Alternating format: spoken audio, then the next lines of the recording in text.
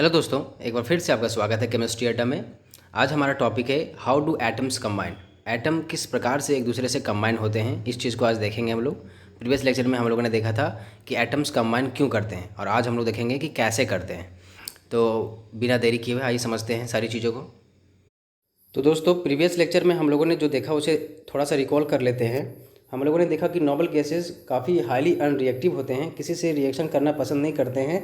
Inert gases इन्हें कहा जाता है, क्योंकि ये किसी से रिएक्शन शो नहीं करते, अकेला रहना पसंद करते हैं। इसके पीछे वजह हम लोगों ने देखी थी कि इनकी बाहरी कक्षा में 8 इलेक्ट्रॉन्स रहते हैं, और 8 का जब कम्बिनेशन हो बाहरी कक्षा में तो वो सिस्टम काफ़ी अनस्टेबल हो जाता है, उसकी एनर्जी काफ़ी लोवेस्ट हो जाती है, जिससे सिस्टम काफ़ी अनरिएक्टिव हो जाता है।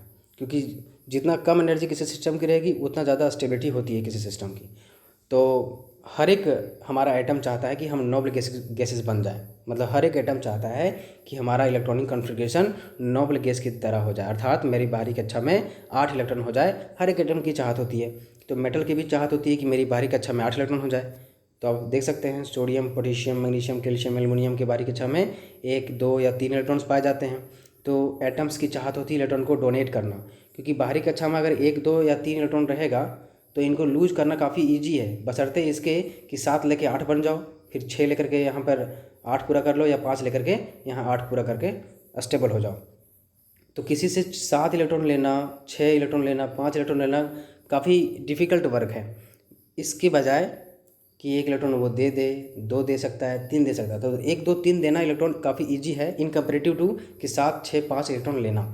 तो इसीलिए जो हमारे मेटल्स हैं वो इलेक्ट्रॉन को डोनेट करना पसंद करते हैं, और इसलिए जितने भी मेटल्स हैं वो करस्पॉन्डिंग उनके बाहरी कक्षा में जितने इलेक्ट्रॉन्स रहते हैं वो उसको डोनेट कर देते हैं। जैसे कि इस पर फॉर एग्जांपल सोडियम की बात करते हैं, इसके बाहरी कक्षा में 1 इलेक्ट्रॉन है, तो सोडियम 1 इलेक्ट्रॉन को डोनेट कर देता है और सोडियम प्लस में कन्वर्ट हो जाता है। उसी तरह से अगर हम कैल्शियम की बात करें तो कैल्शियम के बाहरी कक्षा में 2 इलेक्ट्रॉन्स है, तो ये 2 इलेक्ट्रॉन देना पसंद करेगा और कैल्शियम 2 प्लस में कन्वर्ट हो जाएगा। एल्युमिनियम की बात करें तो बाहरी कक्षा में 3 इलेक्ट्रॉन्स है, तो एल्युमिनियम 3 इलेक्ट्रॉन देना पसंद करेगा और एल्युमिनियम 3 प्लस में कन्वर्ट हो जाएगा। ऐसा करने से इनका एक स्टेबल इलेक्ट्रॉनिक कॉन्फ़िगरेशन आ जाएगा, किसके जैसा, नोबल गैसेस की तरह। तो हमारा मेटल क्या है, इलेक्ट्रॉन डोनर है। नॉन मेटल का केस जैसे इसका उल्टा होता है, इनके बाहरी कक्षा में 6, 5 और 7 इलेक्ट्रॉन्स पाए जाते हैं। तो इनकी चाहत होती है कि कहीं से हमको 3 मिल जाए तब 8 बन जाएंगे, कहीं से हमको 2 मिल जाए तब पर भी 8 बन जाएंगे, और कहीं से 1 मिल जाए तब पर भी 8 बन जाएंगे।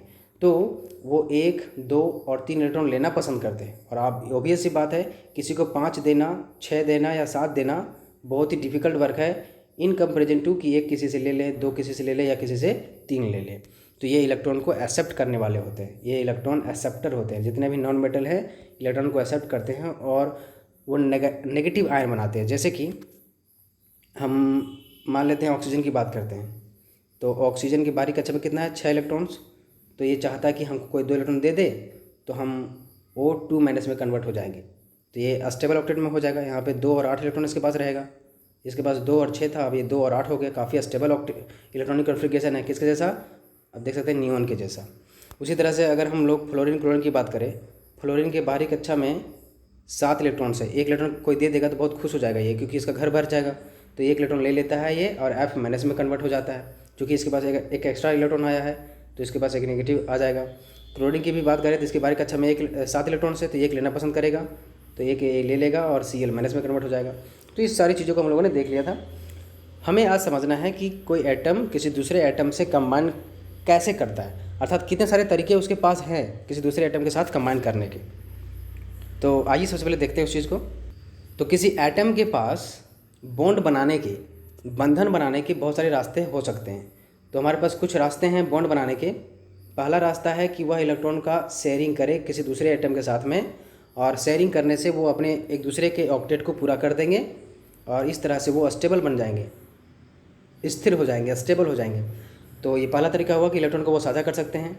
दूसरा तरीका जो कि हम लोग प्रीवियस लेक्चर में देख भी चुके हैं कि एटम जो है वो इलेक्ट्रॉन को लॉस कर सकता है और इस तरह से वो स्टेबल हो सकता है, और या तो एटम जो है वो इलेक्ट्रॉन को गेन कर सकता है। लॉस जनरली हमारा मेटल करता है और गेन जनरली हमारा नॉन मेटल करता है। इन सारी चीज़ों को देखा तो बेसिकली हमारे पास 3 रास्ते हो सकते हैं किसी एटम के पास में, कि वह या तो इलेक्ट्रॉन का शेयरिंग करे किसी दूसरे एटम के साथ में और दोनों एक दूसरे का ऑक्टेट पूरा कर देंगे, या तो फिर वो लॉस करे और ऑक्टेट पूरा कर ले, या तो फिर इलेक्ट्रॉन गेन करे और अपना ऑक्टेट पूरा कर ले।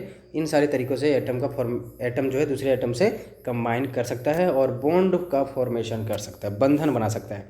आइए देखते हैं कि किस तरह से ये करते हैं ये काम। सबसे पहला एग्जाम्पल हमारा है H2 मॉलिक्यूल का। हाइड्रोजन का एटॉमिक नंबर 1 होता है। इलेक्ट्रॉनिक कॉन्फ़िगरेशन लिखेंगे तो 1s1 होगा।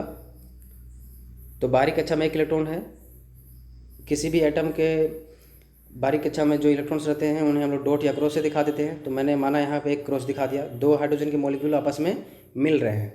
अब ये भी अभी असंतुष्ट है, दुखी है, ये भी दुखी है क्योंकि इसका घर पूरा नहीं है। इसको घर पूरा करने के लिए एक इलेक्ट्रॉन घट रहा है। अपना डुप्लेट पूरा करने के लिए इस हाइड्रोजन को एक इलेक्ट्रॉन की कमी है। तो ये हाइड्रोजन दूसरे हाइड्रोजन को बोलेगा, दोस्त तुम मुझे एक इलेक्ट्रॉन दे दो तो मैं खुश हो जाऊँगा। तो बोलेगा कि मैं तुम्हें दे दूंगा तो मैं फिर मेरे पास कुछ बचेगा ही नहीं, तुम भी मुझे दे दो मैं भी तुम्हें देता हूँ। तो दोनों एक दूसरे का जो इलेक्ट्रॉन्स हैं वो साझा करेंगे, बीचों बीच में इलेक्ट्रॉन को रखेंगे। तो ये जो एटम है इसके पास 2 इलेक्ट्रॉन जो रहेगा वो बीचों बीच में रहेगा, दोनों के डिस्टेंस बराबर में रहेगा। और ये 2 इलेक्ट्रॉन ले लिया अपना और ये अपना 2 इलेक्ट्रॉन ले लिया और इस तरह से दोनों खुश हो जाएंगे। इसका भी ऑक्टेट इस तरह से पूरा हो जाएगा और इसका भी डुप्लेट इसका भी पूरा हो जाएगा और इसका भी डुप्लेट पूरा हो जाएगा और दोनों हाइड्रोजन का एटम खुश हो जाएगा क्योंकि दोनों का घर भर गया है। तो बेसिकली ये जो 2 इलेक्ट्रॉन्स हैं उनको हम लोग एक बॉन्ड से दिखा देते हैं। तो ये जो 2 इलेक्ट्रॉन्स है बेसिकली ये जो लाइन है वो 2 इलेक्ट्रॉन को रिप्रेजेंट करता है, 1 इलेक्ट्रॉन और 2 इलेक्ट्रॉन। और ये दोनों इलेक्ट्रॉन कहाँ रहेंगे, एकदम दोनों हाइड्रोजन के बीचों बीच में रहेंगे। इस तरह का जो बॉन्ड जब साझा करके इलेक्ट्रॉन का साझा करके जो बंधन बनता है, इस तरह के बंधन को हम लोग कोवैलेंट बॉन्ड के नाम से जानते हैं। इस तरह के बॉन्ड को हम लोग कोवैलेंट बॉन्ड के बारे में जानते हैं। इसके बारे में डिटेल से हम लोग नेक्स्ट वीडियो में सीखेंगे कि कोवैलेंट बॉन्ड क्या होता है और आयनिक बॉन्ड क्या होता है, उनकी प्रॉपर्टीज़ क्या होती हैं। तो पहली बात हम लोगों ने सीखी कि कोवैलेंट बॉन्ड का फॉर्मेशन कब होता है, जब इलेक्ट्रॉन का साझा होता है। तो साझा 2 सेम एटम के बीच में हो सकता है और 2 अलग अलग एटम के बीच में भी हो सकता है। उस चीज़ को भी हम लोग देखेंगे कि अलग अलग एटम लेंगे फिर उसमें भी हम लोग साझा करके देखेंगे। तो ये पहला एग्जाम्पल हमारे पास हो गया। दूसरा एग्जाम्पल लेते हैं, हमारे पास है ऑक्सीजन मॉलिक्यूल O2। ऑक्सीजन का एटॉमिक नंबर हमारा हो गया 8 2 6। इसकी बारीक कक्षा में 6 इलेक्ट्रॉन्स हो गए। एक ऑक्सीजन हमारा यहाँ, दूसरा ऑक्सीजन हमारा यहाँ। बारीक कक्षा में 6 इलेक्ट्रॉन्स आप शो कर सकते हैं, 1 2 3 4 5 6। यहाँ पर भी 6 इलेक्ट्रॉन्स रहेंगे इसके पास। तो हमारे 6 इलेक्ट्रॉन्स हो गए। अब ये इलेक्ट्रॉन बड़ा दुखी है और ये एटम भी बड़ा दुखी है और ये एटम भी बड़ा दुखी है। इसको भी अपना घर पूरा करने के लिए 2 इलेक्ट्रॉन्स की कमी है और इसको भी 2 चाहिए। तो दोनों बोलेंगे कि चलो हम लोग एक दूसरे का इलेक्ट्रॉन को साझा करते हैं, तुम 2 ले लो मेरे से। तो इसने ले लिया और ये भी बोलेगा कि तुम भी मेरे से 2 ले लो। तो ये भी 2 ले लिया। तो आप इस ऑक्सीजन एटम की इलेक्ट्रॉन काउंट करेंगे तो 6 इसके पास ऑलरेडी था, 2 इससे ले लिया, 8 पूरा हो गया। इस ऑक्सीजन एटम की बात करेंगे तो 6 इसके पास ऑलरेडी था यहाँ पर, 2 इससे ले लिया तो 8 पूरा हो गया। तो दोनों भाई एक दूसरे से खुश हो जाएंगे और एक यहाँ पे बॉन्ड और एक यहाँ, 2 बॉन्ड का फॉर्मेशन करेंगे। तो ऑक्सीजन कितने बॉन्ड का फॉर्मेशन करेगा, 2 बॉन्ड का। तो O डबल बॉन्ड O हमको दिखाई देगा और इसके ऊपर कितना बच गया इलेक्ट्रॉन, 2 यहाँ पे बच गया और इसके ऊपर भी 4 यहाँ, मतलब 2 लोन पेयर यहाँ पे बच गए। तो ये हमारा O2 का फॉर्मेशन हो गया। यहाँ पर भी हमारा कौन सा बॉन्ड बन रहा है, चूँकि इलेक्ट्रॉन का साझा हो रहा है इसलिए कौन सा बॉन्ड बनेगा, कोवैलेंट बॉन्ड, सहसंयोजक बंधन इसे हिंदी में कहते हैं। तो सहसंयोजक बंधन यहाँ पे बन रहा है। उसी तरह से अगर हम दूसरे ले लें, सपोज हम क्लोरीन ले लेते हैं, Cl2 गैस, क्लोरीन गैस ले लेते हैं। तो क्लोरीन का एटॉमिक नंबर 17 है, 2 8 और 7 इसका हमारा क्या हो गया, इलेक्ट्रॉनिक कॉन्फ़िगरेशन। बाहरी कक्षा में 7 इलेक्ट्रॉन्स हैं, इसे 1 इलेक्ट्रॉन की तलाश है। तो हमारे पास 2 क्लोरीन के एटम्स हैं, Cl, इसके पास भी 7 इलेक्ट्रॉन्स। तो मैं यहाँ 7 इलेक्ट्रॉन शो कर दे रहा हूँ और इसके पास भी 7 इलेक्ट्रॉन्स, यहाँ भी 7 इलेक्ट्रॉन शो कर सकते हैं आप। अब ये क्लोरीन बोलेगा इसे कि मुझे 1 इलेक्ट्रॉन चाहिए, ये भी बोलेगा कि मुझे भी 1 चाहिए। तो क्यों ना एक दूसरे को 1 दे दें और अपना इलेक्ट्रॉन का जो कमी है ऑक्टेट को पूरा कर ले। तो ऐसा करने से इसके 7 इलेक्ट्रॉन पहले से थे, 1 इसने ले लिया तो 8 हो गए। यहाँ पर भी देख सकते हैं आप कि इसके 7 पहले से था, 1 इसने इससे ले लिया तो 8 पूरा हो गया। दोनों बंधन बना देंगे तो Cl और Cl हमको दिखाई देगा और इसके ऊपर 6 इलेक्ट्रॉन बचे रहेंगे। अभी 6 इलेक्ट्रॉन को कुछ नहीं हुआ है। तो इस तरह से ये दोनों आपस में बॉन्ड बना के रहेंगे। यहाँ पर भी हमारा कौन सा बॉन्ड बन रहा है, कोवैलेंट बॉन्ड, सहसंयोजक बंधन। इनके बारे में डिटेल से हम लोग नेक्स्ट वीडियो में सीखेंगे। तो अभी मैं बेसिकली बता रहा हूँ आपको कि किस तरह से कोई एटम दूसरे एटम से मिल करके बंधन बना सकता है, कितने सारे तरीक़ों से। तो ये पहला तरीका हुआ कि इलेक्ट्रॉन को वो साझा कर सकते हैं। एक और लास्ट एग्जाम्पल लेते हैं हम लोग, जैसे कि मीथेन का लेते हैं हम लोग, CH4। कार्बन का एटॉमिक नंबर 6 हो गया, बाहरी कक्षा में 4 इलेक्ट्रॉन्स पाया जाएगा, और हाइड्रोजन का बाहरी कक्षा में 1 इलेक्ट्रॉन पाया जाएगा। तो ये हमारा कार्बन है, और यहाँ इसके पास 4 हाइड्रोजन रहेंगे। तो मैं इस तरह से दिखा देता हूँ। इसके पास 4 इलेक्ट्रॉन्स है, कार्बन के पास 1 2 3 और यहाँ 4, और हाइड्रोजन के पास एक इलेक्ट्रॉन्स होते हैं बाहरी कक्षा में, एक यहाँ पर, एक यहाँ पर, एक यहाँ पर और एक यहाँ पर मैं दिखा दिया। हाइड्रोजन बोलेगा मुझे 2 चाहिए, अपना घर को पूरा करने के लिए मुझे 1 चाहिए, तो मेरा घर में 2 हो जाएगा तो मैं खुश हो जाऊँगा। तो ये बोलेगा कार्बन बोलेगा ले लो मेरे से तुम, ये भी कार्बन से ले लिया, ये भी कार्बन से 1 ले लिया, और ये हाइड्रोजन भी कार्बन से 1 ले लिया। चारों हाइड्रोजन खुश हो गए, क्योंकि चारों हाइड्रोजन के घर में 2 इलेक्ट्रॉन्स आ गया। लेकिन कार्बन अभी भी दुखी है, क्योंकि इसका तो ऑक्टेट पूरा नहीं हुआ, इसके पास 4 ही थे। तो ये क्या करेगा कि चारों हाइड्रोजन से 1 इलेक्ट्रॉन को ले लेगा, यहाँ से इस तरह से चारों से 1 इलेक्ट्रॉन ले लिया। तो 4 हाइड्रोजन से 4 इलेक्ट्रॉन, और इसके पास खुद 4 थे, तो 4 और 4 8 इलेक्ट्रॉन, इस तरह से इसका बाहरी कक्षा में 8 इलेक्ट्रॉन आ जाएगा। तो ये कार्बन भी बहुत खुश हो जाएगा। तो यहाँ पर भी एक बॉन्ड बनेगा, यहाँ पर भी एक बॉन्ड बनने वाला है, यहाँ भी एक बॉन्ड बनने वाला है, यहाँ भी बॉन्ड बनने वाला है। तो ओवरऑल ये कार्बन है, यहाँ ऊपर में एक बॉन्ड, यहाँ पर बॉन्ड, यहाँ पर बॉन्ड, यहाँ पर बॉन्ड, इसे मीथेन गैस कहते हैं। यहाँ पर भी कोवैलेंट बॉन्डिंग हमको देखने को मिल रही है। तो पहला तरीका हुआ एटम के पास बॉन्ड बनाने का, कि वह इलेक्ट्रॉन को साझा करके बॉन्ड बना सकता है।